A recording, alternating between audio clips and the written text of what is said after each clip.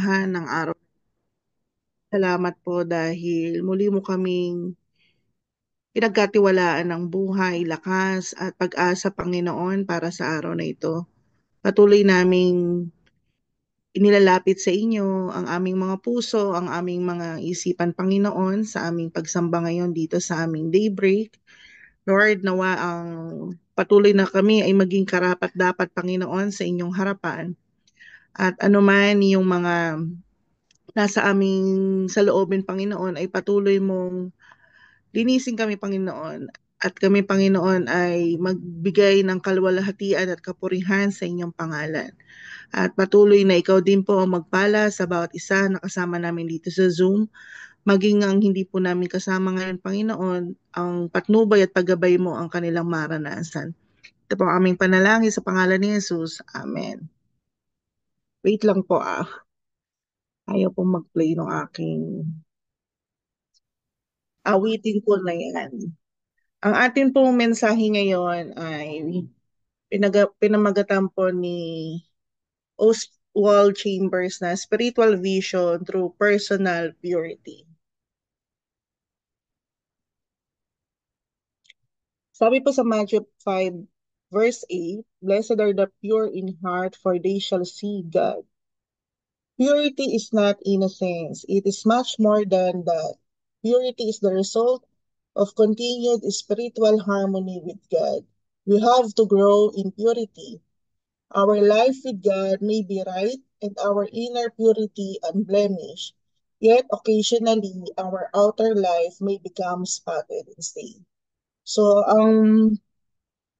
ang pagiging ano daw po natin dalisay, hindi daw po hindi kailangan na tayo ay yung wala nang alam, kundi ang ano po natin, yung pagiging dalisay natin, ito yung resulta ng pakikipagtungo natin sa ating Panginoon, na hindi lamang sa ating kaloob-looban o sa ating spiritual na ating aspeto ng ating buhay, kundi min, hindi lang minsan may pagkakataon na meron tayong sa ating outer life, sa ating mga ginagawa, doon tayo nababahiran na hindi tayo nagiging pure o hindi tayo nagiging dalisay sa mga nagagawa natin. God intentionally does not protect us from this possibility because this is the way we recognize the necessity of maintaining our spiritual vision through personal purity.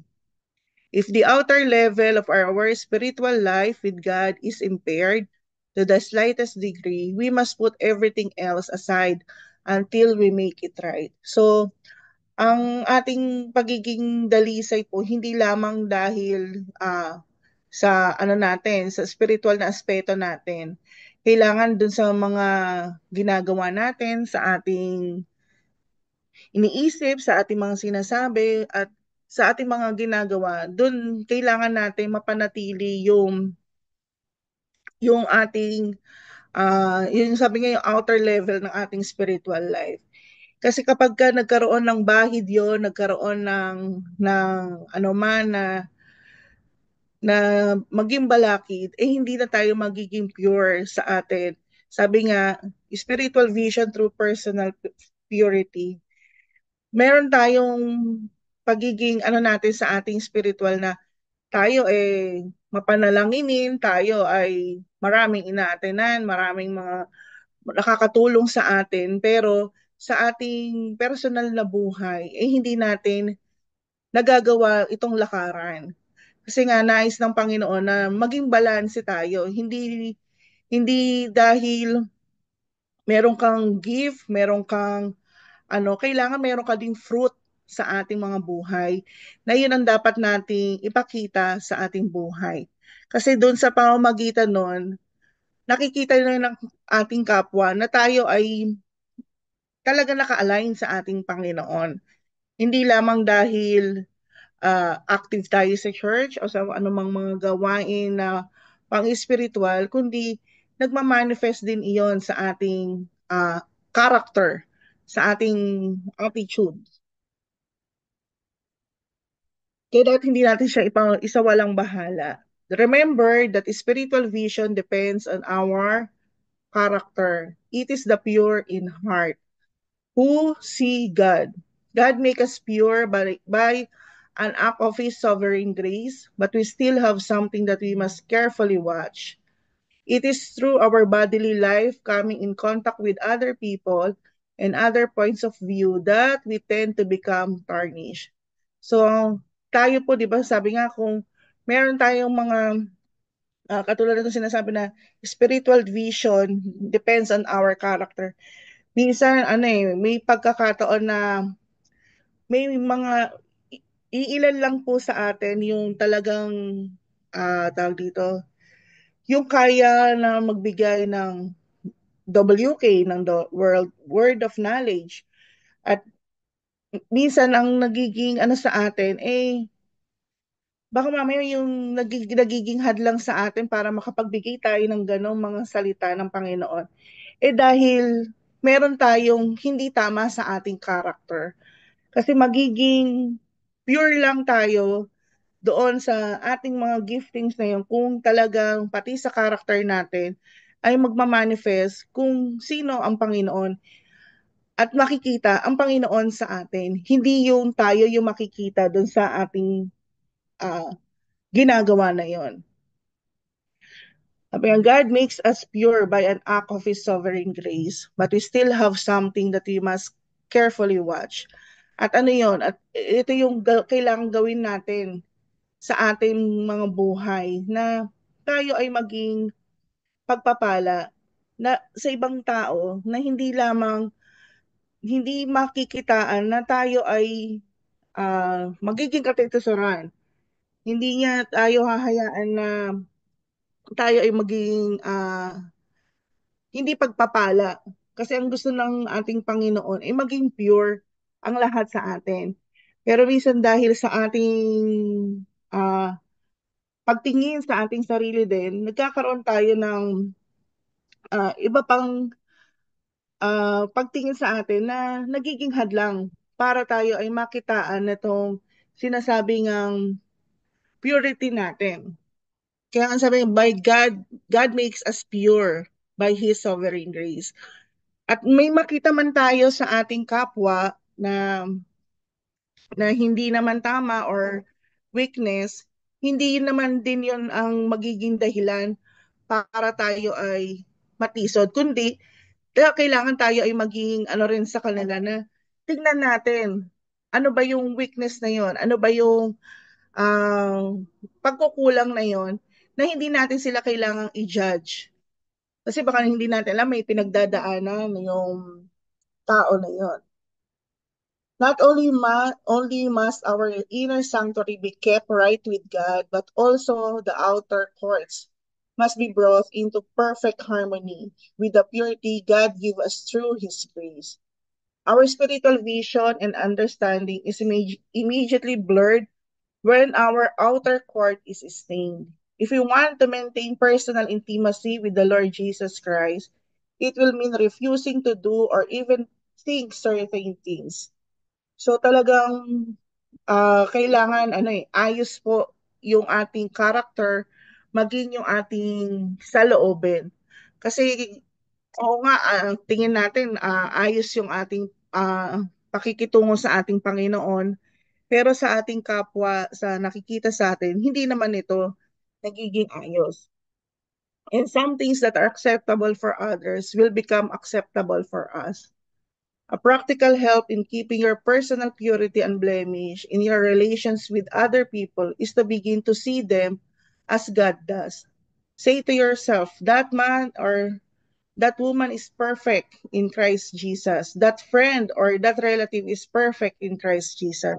So titingnan natin na ang ating kapwa na hindi lang do sa hindi sa kahinaan nila, kundi titingnan natin sila na ito ang nais ng ating Panginoon. Kung paano tumingin ang Panginoon sa ating kapwa, ganun din tayo na hindi natin kailangan tayo ay mag-judge o kung tayo man yung hindi tama yung ginagawa, mas mabuti na sabihin natin yon at i-confess natin para tayo ay manatili na pure. At ang makikita sa atin ay ang Panginoong Hesus. Hindi kung sino tayo, kundi paano kumilos sa ating buhay ang Panginoong Hesus. Yan. At ang wisdom pa from Oswald, sabi niya, much of the misery in our Christian life comes not because the devil tackles us, but because we have never understood the simple laws of our makeup. We have to treat our body as the servant of Jesus Christ. When the body says sit and he says go, go. When the body says eat and he says fast, fast. When the body says yawn and he says pray, pray. Dito sinasabi sa atin na may mga gusto sa atin ng Panginoon na ipagawa. Minsan dahil sa ating kagustuhan, yun nga, sabi nga niya, hindi ka naman mananatili lang na nakaupo eh. Ang gusto ng Panginoon eh, humayo ka, sumunod ka. Hindi lang dahil nandun ka sa church, eh hindi ka na gagawa. At kung ang sa atin, sa sarili natin, eh, ang gusto lang natin, eh, tayo ay sabi nga, i-feed natin yung ating physical, eh, ang gusto ng Panginoon sa atin, mag-fast. Gawin natin na mag-fast. At kung gusto man natin ito, ang sabi nga, eh, gusto natin mag-yon, eh, gusto natin maghikab or mag-ano man, eh, ang mas nais ng Panginoon, eh, mag-pray. Kasi doon sa ginagawa natin, doon tayo nakikita ng tao at nakikita kung sino ang Panginoon natin sa ating buhay.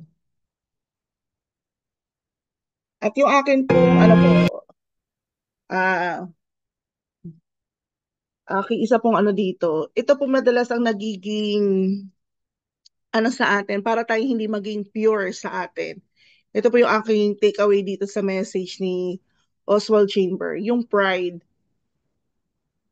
Isa tong nagiging ano sa atin na kapag may pride po sa atin, hindi natin nakikita na yung mali na sa atin. Kasi ang nangyayari, naiisip natin, oh, magaling ako sa ganito, magaling ako sa church, magaling ako sa ganito na ganitong bagay. Pero yung kababaang loob wala sa iyo, hindi nakikita sa iyo. So yun, inano ko po siya as pure. Yung P po ay pride at yung letter U, underestimate. Do not underestimate the power of God. Kasi kapag alam natin na ang Panginoon ang kasama natin, eh talagang siya ang kikilos, hindi yung tayo ang makikita. At tayo yung ang ating sa atin, ang kapangyarihan ng Panginoon ang nagbabago sa atin, hindi naman tayo ang magpapabago sa tao. At yung R, rely on God alone. Kasi wala naman tayong ibang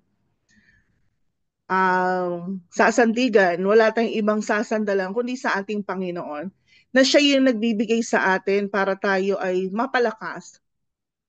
Na siya din yung magkokorek sa atin na kapag tayo ay mayroong pagkakamali o may gusto tayo, siya lang yung maaasahan natin na hindi niya tayo iiwan at hindi niya tayo pababayaan. At yung letter E, ina-empower niya tayo. Ina-empower tayo, empowered by the Holy Spirit. Kasi ang Holy Spirit ang kikilos sa atin, sa ating buhay, kung paano tayo mapapanatili natin na yung character natin eh maganda. Hindi yung tayo yung character na nagmamanifest kung sino ang Panginoon sa ating buhay. At yun po, at ang ating pong closing song, ating pong awitin tong Speak Over. Let's continue to pray. Hallelujah, Lord Jesus. Once again, Lord, as we honor your name and Lord God, glorify. We, Lord God, give you thanks, oh God, for every promises that you have, Father. Thank you so much, Lord God, for the life of every warrior that are here, oh God, especially, Lord, the life, oh God, of Diaconess Jane, Father, for using her life, Father God, sharing your word, oh God. Hallelujah. And thank you, Lord God, for Lord Jesus, for being with us, Lord, for making our hearts, oh God, pure. Because what you have said, Lord God, in Matthew, that blessed are those who pure in heart, for they can see God. And thank you for that word, Lord God. At alam po namin, Ama, na sa bawat bagay na yan ay may meron kang ginagawa. Hindi po namin kayang gawin ang lahat ng iyan, ngunit nagagawa at magagawa. Pagpalain mo, O Diyos, lahat ng aming mga pinanalangin, binabahiran po namin ang iyong banal na dugo sa pangalan ni Jesus. Ng lahat ng ito, Panginoon, pinapasalamatan namin kayo. Ngayon pa lang, Lord God, dahil alam po namin, O Diyos, na makapangyarihan ka at sinasagot mo ang bawat dalangin meron kami sa bawat nasa listahan, Father, lalo na ng nasa healing, Father. Lord, we believe that in your name there is healing. Your name, Lord, there is power in your name, oh God. In the name of Jesus, at alam po namin in your own time, oh God, you make all things beautiful at matatanggap namin, makikita po namin ang kumplitong kasagutan, Panginoon, ng lahat ng aming sinasambit every day. Di po kami nagsasawa dahil hindi rin po kayo nagsasawang makinig sa aming mga anak mo. Pagpalain mo, O Diyos, ang bawat isang naririto, ang buhay, Lord God, ni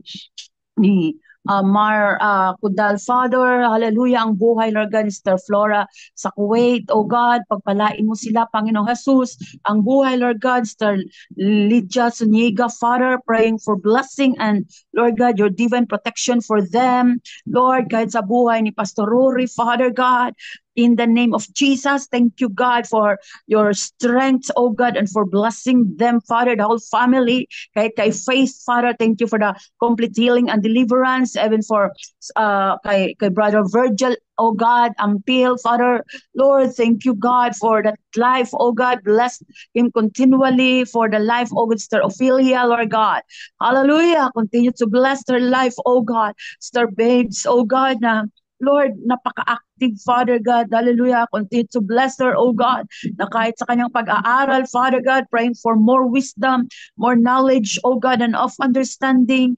Together, God, is the finite, Lord Jesus, na hindi nagsasawa. Lord God, na Lord God, operate nito, Father God. Lord, bless them, oh God, sa ibang bansa, Father, mga kapatiran namin sa ibang bansa. Bagamat mahirap, Panginoong Jesus, na malayo sila sa kanilang mga minamahal sa buhay, Panginoon, at kahit sabihin natin na, Panginoon Jesus, na nandoon din ang kanilang pamilya, ngunit, Lord God, iba talaga kung nandito sa kanilang sariling bansa, Father.